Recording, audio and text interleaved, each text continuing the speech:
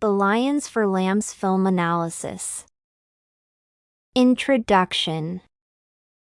When it comes to defining the discursive significance of a particular movie, it often becomes rather indispensable subjecting it to a textual analysis. In my paper, I will explore the validity of this suggestion at length in regards to the 2007 film Lions for Lambs, directed by Robert Redford. Film analysis. The main theme of Lions for Lambs is that, contrary to what it is being commonly assumed, many top-ranking politicians in America, who define the essence of the country's foreign policies, refuse to learn the lessons of history, which in turn results in the needless deaths of American soldiers stationed abroad. Given the fact that this theme is rather controversial, it was crucially important for the director to succeed in ensuring its psychological, discursive plausibility. In its turn, this explains the qualitative features of the film's cinematographic format.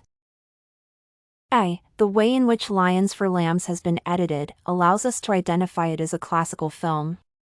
The key features of the classical type of cinematographic editing are the representational integrity of the plot, the presence of prolonged takes, and the fact that even particularly short takes, featured in the film, are psychologically interconnected.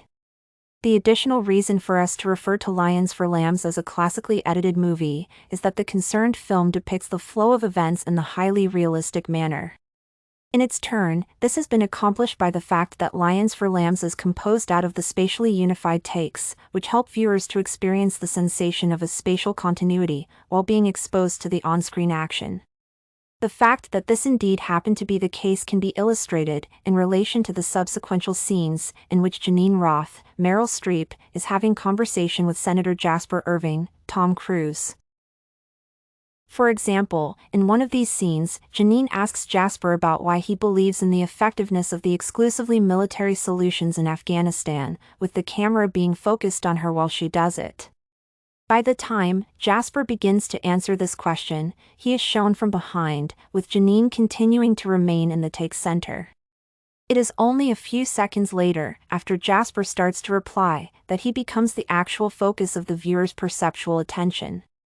As a result, viewers are able to confirm to themselves that the conversation in question takes place in the real-time mode.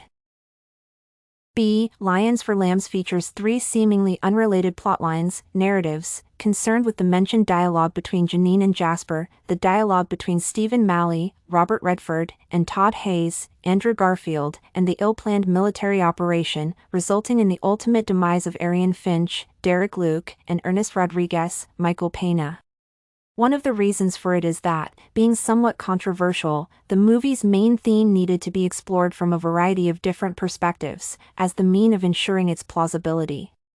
This provides us with the additional reason to define the film's style of editing as classical, because it is indeed being a commonplace practice in classically edited movies to be concerned with exploring more than one plotline.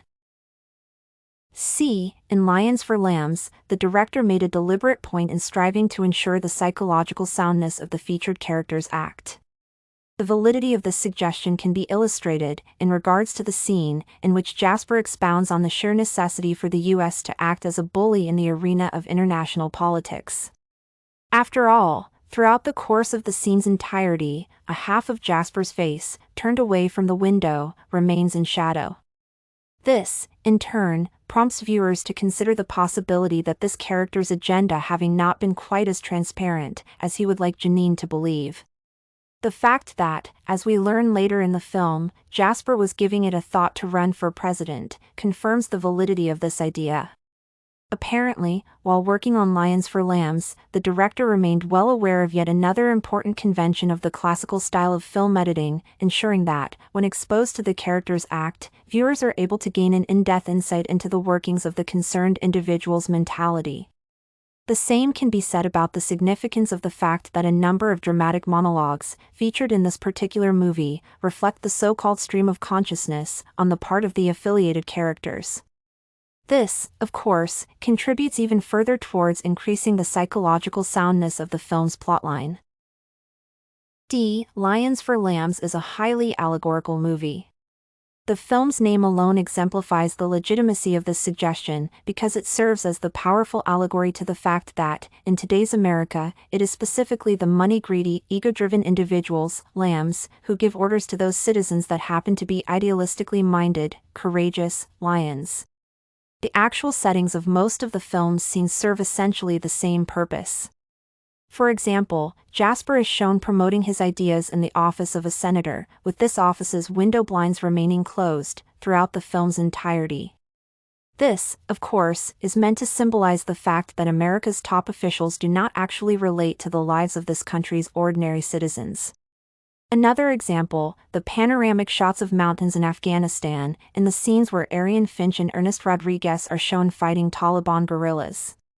These shots are there to suggest that real life does not quite fit into the provisions of a particular political ideology, which happen to be dominant in the White House. It is understood, of course, that this adds rather substantially to the sheer intensity of the film's dramatic overtones, which is another qualitative feature of the classical genre in cinematography and literature. Conclusion. As far as my personal opinion is being concerned, the director's decision to choose in favor of the classical editing method is thoroughly justified. The reason for this is that, due to the unconventional sounding of the film's themes and motifs, the director had no option but to explore them in the manner that correlates with the way in which people's psyche actually operates. Given the fact that Lions for Lambs turned out a commercial success, we can safely suggest that he did succeed in it. As the best indication that this indeed happened to be the case, serves the fact that the concerned film is simultaneously both aesthetically pleasing and intellectually stimulating. I believe that the deployed earlier line of argumentation, in defense of the idea that Lions for Lambs is indeed a classically edited film and that it represents a high discursive value, is fully consistent with the paper's initial thesis.